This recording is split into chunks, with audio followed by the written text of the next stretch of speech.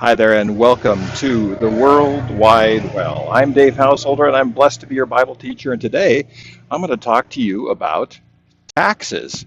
What does the Bible have to do with taxes? Well, I've got a funny story here from Matthew 17 that talks about fishing, Peter, Jesus, and taxes. And it all is it's a very entertaining story, but there's a lot of truth to it.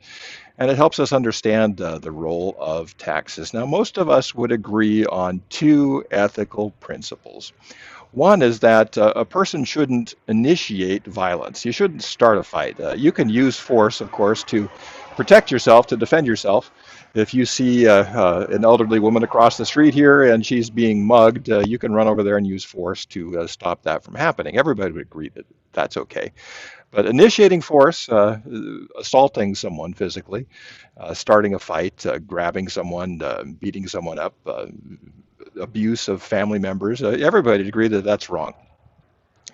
And the other thing is theft. The second thing is theft. Everybody would agree that stealing, taking something by force, especially with a threat of violence if you don't comply, we can't have a society if we have theft. We can't have an economy. We can't sell and buy things. We can't save things up for the future. There's a whole bunch of stuff we just can't do if there's theft. So most of us would agree that initiating violence and stealing are wrong. We can disagree about all kinds of other ethical issues, and we do. That's why we have legislatures to discuss these things. Should 20-year-olds in the military be able to buy a beer or not legally? Those kind of questions. Those are, it goes both ways, that kind of thing. But those two things, I think you and I and most everyone would agree with.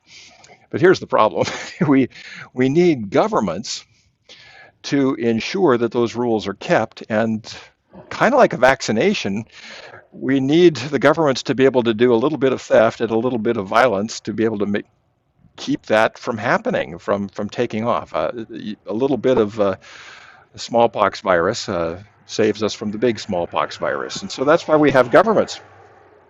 We let them do a little bit of stealing. We call that taxes. And if you think about it, taxation is a very mild vaccination form of stealing. It's done by force. And if you don't believe me, don't pay your taxes, and you'll find out that you'll be in an iron cage at some point. So it is taking by force.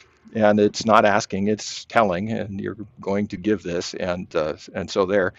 And also, we employ people with uniforms, police and military, to initiate force sometimes in order to keep peace.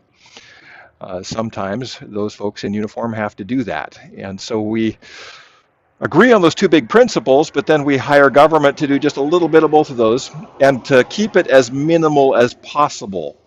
The less of a police state we have, and the less of a military industrial Spartan state we have, the better for our economy and otherwise, because it's a great burden on the economy to spend too much on that. And also, the less taxes we take from our people, the more creative things they do with it, and the more the economy flourishes. So we've got some real interesting issues here. And so when it comes right down to it, we need government to do a little bit of stealing and a little bit of violence to keep the big stealing and chaos and looting and big violence and anarchy from happening. So we do need government for those things.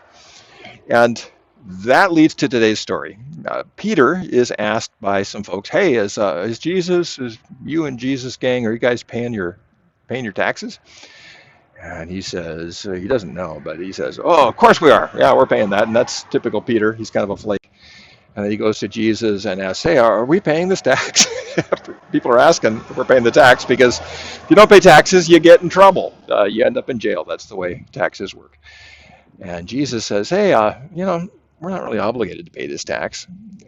It's something he may or may not agree with, but in order to keep them off our backs, in order to keep peace, in order to keep government rolling, we need some revenue for government to do what it does." And so he says, "Hey, go down and put a fishing line in, pull out a fish, and there'll be a very expensive gold coin in there, and use that to pay the tax," which is just a very strange story, but there's a moral to it.